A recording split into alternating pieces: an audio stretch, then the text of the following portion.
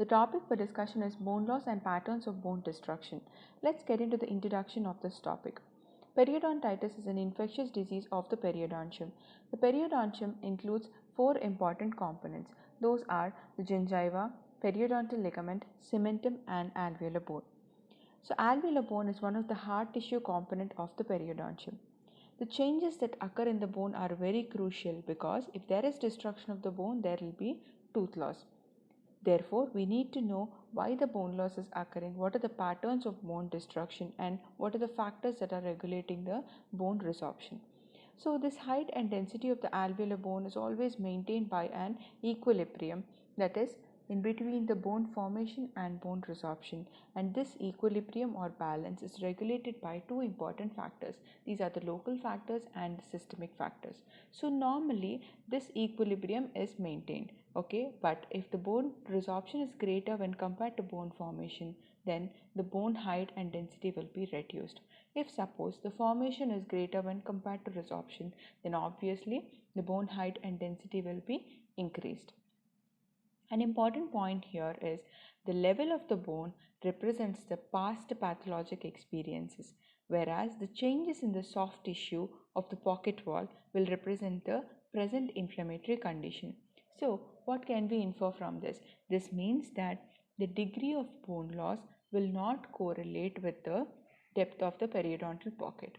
Not necessarily. Okay, so because it does not mean that if there is greater amount of bone loss, there should be greater pocket depth, right? If there is greater bone loss also, there might not be any pocket depth because the pocket depth is only representing the present inflammatory condition, whereas the bone level represents the past pathologic condition, right? So next we will see about the bone destruction that is caused by extension of gingival inflammation. So the explanation is in the statement itself. So the bone destruction is caused because of the extension of inflammation from the marginal gingiva into the supporting periodontal tissues. So this extension of inflammation into the bone surface and the initial bone loss will give us a diagnosis of periodontitis. So now the inflammation is no longer in the gingival tissue, but it is extending into the bone surface. It is extending into the supporting periodontal tissues. So therefore there is a transition from gingivitis to periodontitis. Now, I want you all to understand the pathways of inflammation from the gingiva into the supporting tissues, how the extension of inflammation is taking place from the gingiva.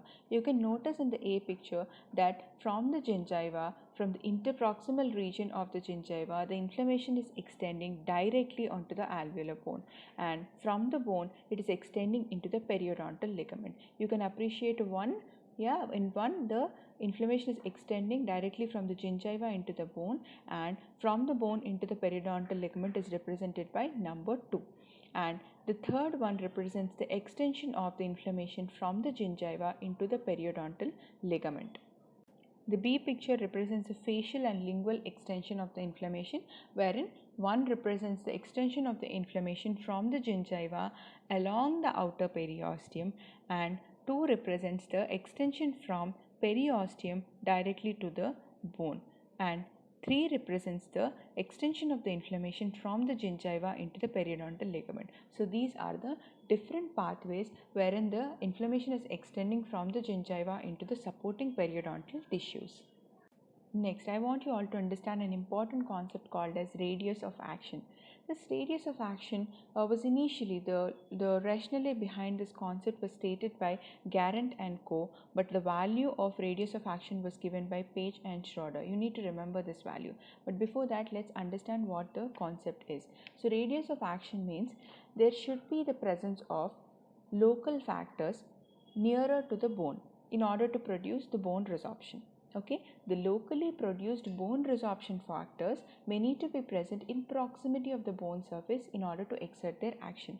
So this was stated by Garant and Co. But later Page and Schroeder stated that the local factors should be at a distance of 1.5 to 2.5 mm.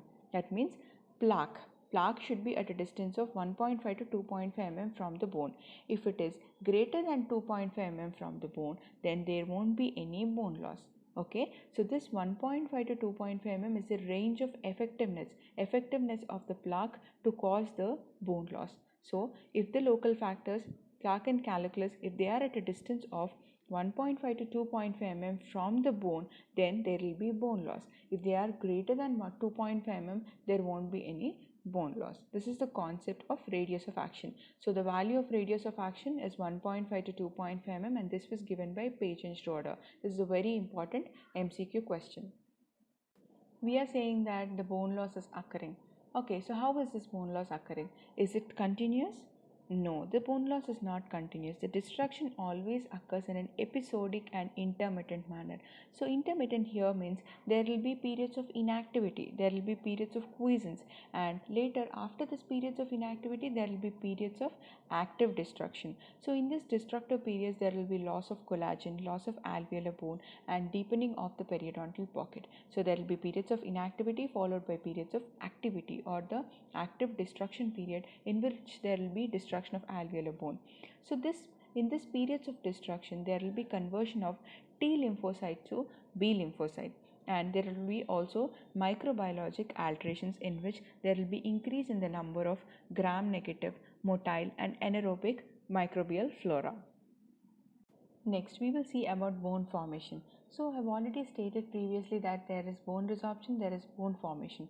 So, sometimes what happens is when the resorption is occurring actively, in that place there will be bone formation. So, immediately adjacent to the sites of the active resorption, there will be bone formation. This formation of the bone is called as buttressing bone formation. Okay, this bone formation occurs in order to buttress the bony trabeculae that are weakened by resorption. So this bone formation that is occurring at the site of active resorption is called as the buttressing bone formation. Usually this was noted in the experimental animals, but later in some individuals with untreated disease. If suppose there are individuals with periodontitis and they are not treated, in such cases the bone resorption which is taking place will cease after some time, and in these areas where the bone resorption has stopped, there will be new bone formation on the eroded bone margins. So this is called as buttressing bone formation. I'll show you the pictures of buttressing bone formation in the later slides. Next, we will see the bone destruction that is caused by trauma from occlusion. Trauma from occlusion is also another cause of the destruction in periodontal disease, but these changes are reversible. If suppose the excessive forces are removed, trauma from occlusion is because of the excessive forces. So if these excessive forces these offending forces are removed, then the changes that have occurred because of trauma from occlusion are reversible. But if suppose there is persistent trauma from occlusion, continuous trauma from occlusion, then there will be funnel shaped widening of the crestal portion of the periodontal ligament, and there will also be resorption of the bone. When this trauma from occlusion is combined with inflammation, there will be aggravated bone destruction. Next, we will see the bone destruction that is caused by systemic disorders. So, there are some systemic disorders in which the periodontal bone loss is more. So, these disorders are osteoporosis, hyperparathyroidism, leukemia, and histiocytosis. I have already stated previously that the balance in between the bone resorption and bone formation is maintained by both the local factors as well as the systemic factors. So in addition to the plaque bacteria, in addition to the virulence of the plaque bacteria, there are some systemic disorders in which there is increased periodontal bone loss. So these four are the disorders which are commonly associated with the periodontal bone loss. Now I want to talk about the patterns of bone destruction. See, how are these patterns of bone destruction affected? They are because of different factors. The bone morphology is affected by the alignment of the tooth, the root trunk and root anatomy, proximity with another tooth surface, the thickness of the plates, the facial and the lingual alveolar bone. Okay, the thickness, width, and the crestal angulation of interdental septa. So, if there is proximity of two tooth surfaces, that means if two teeth are close to each other, then what happens? There will be loss of bone there. This is called as window. So, all these patterns we will be seeing now. So, the first one is exostosis. You can see the thickened bone there. So, these exostosis are the outgrowths of the bone. They might be varying in their size and shape. Usually, palatal exostosis are mostly seen, and these exostosis will occur as small nodules, large nodules, sharp ridges, or spike-like projections, or like combination of any of these. Next, we see a pattern of bone loss called as horizontal bone loss.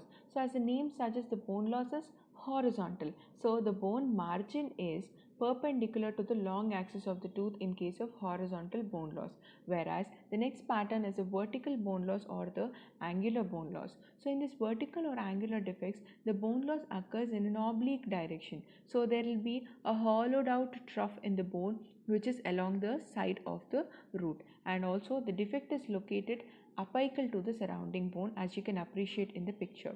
And depending upon the number of walls, these angular defects may have one wall, two walls or three walls. Now I want you all to understand this concept very well. So in the A picture, you can see that there are three walls present. Okay, surrounding the tooth there is a lingual wall, distal wall and a facial wall, but there is no mesial wall. So there are three walls present. So it is a three wall defect. Okay, depending upon the number of walls, you will be naming the defect. Okay, if it is a three wall defect, it has three walls. There is only one wall missing. Okay, in the B picture you can see that there are only two walls. One is the lingual wall, another one is the distal wall. There is no mesial wall and no facial wall. So two walls are present. So it is a two wall defect. And in the last picture you can see that there is only one wall, that is a distal wall.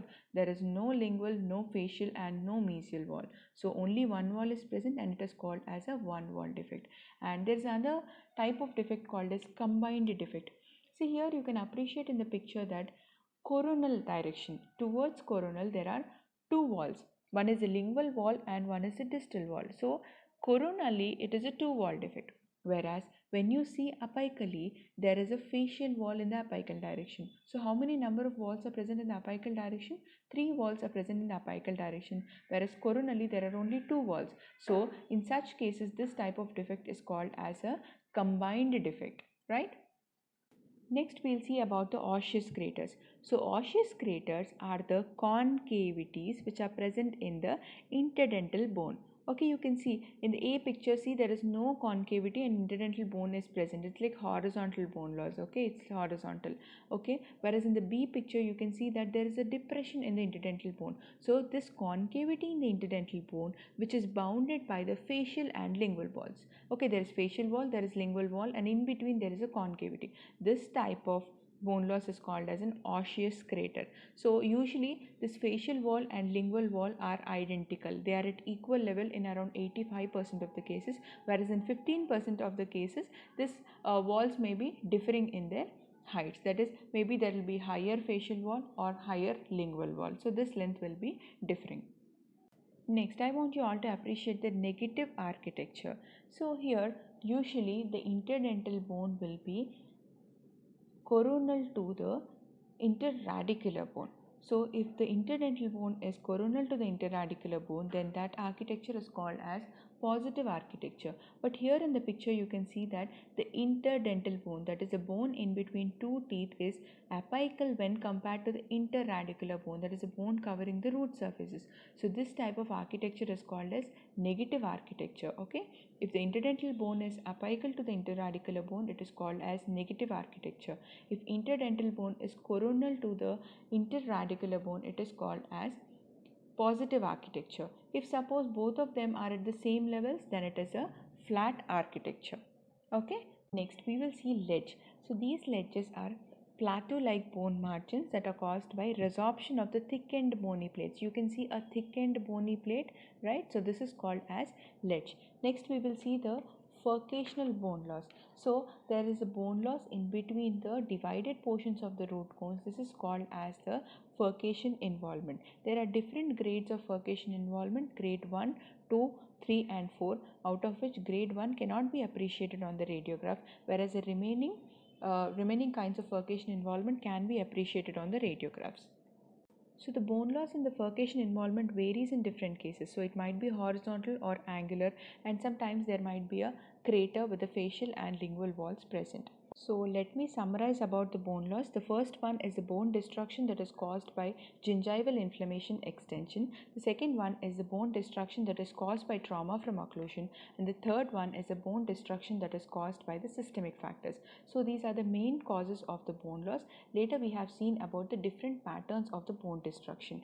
So in this, from MCQ point of view, all these patterns of bone destruction have to be remembered, whereas from theoretical point of view, you need to know the causes causes of the bone loss. Thank you everyone for your patient listening and all the best.